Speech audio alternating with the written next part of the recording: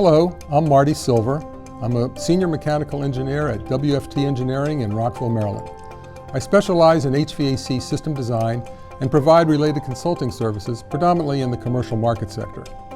I'm going to spend a few minutes introducing you to bipolar ionization, which is a method that's being used to combat COVID-19 as well as other indoor airborne pollutants.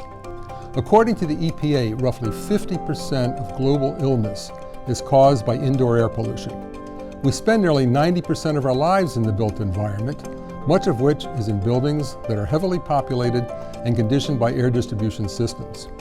Illness-causing airborne pollutants spread through the building by these systems include COVID-19, all other viruses, bacteria, allergens, and cancer-causing VOCs. The best strategy for ridding the airstream of these pollutants is to provide efficient air filtration in conjunction with pollutant-destroying air treatment.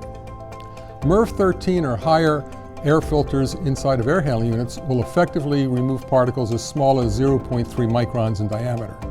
Smaller pollutants, including COVID-19, that pass through the filters need to be combated by other means.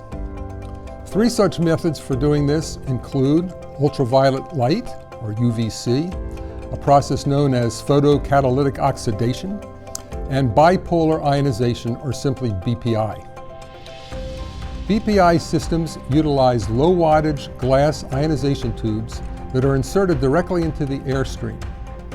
Applied alternating current to the electrodes of these tubes creates an ionization field around the tubes, resulting in a supply air stream of positive and negative ions that purify the air in three ways. The first is by sterilization. Take COVID-19. Positive hydrogen and negative oxygen ions combine to form what are called OH radicals, or hydroxyl radicals. These OH radicals cluster on those protein spikes that stick out of the COVID membrane. Each OH radical will actually steal one hydrogen, one H atom, from the membrane, combine to form H2O, water, and break away from the structure, leaving holes in the membrane. The virus is thereby destroyed on a molecular level, making it incapable of causing infection. The second method is called agglomeration. This is where oppositely charged small ions, such as dust and the pollutants I mentioned before, combine to form larger particles, larger, heavier particles that can actually be filtered out by the air handling units or simply drop to the floor out of the breathing zone. Third is oxidation.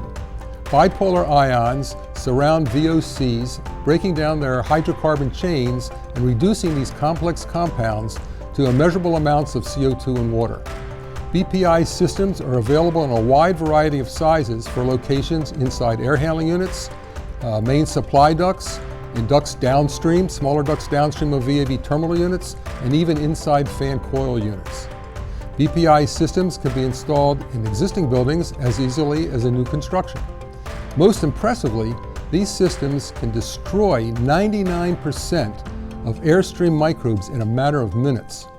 Another point worth noting is that ASHRAE 62.1, the ventilation standard that most building codes enforce, allow a substantial reduction in required outdoor air due to the improved indoor air quality, and this results in significant energy cost savings.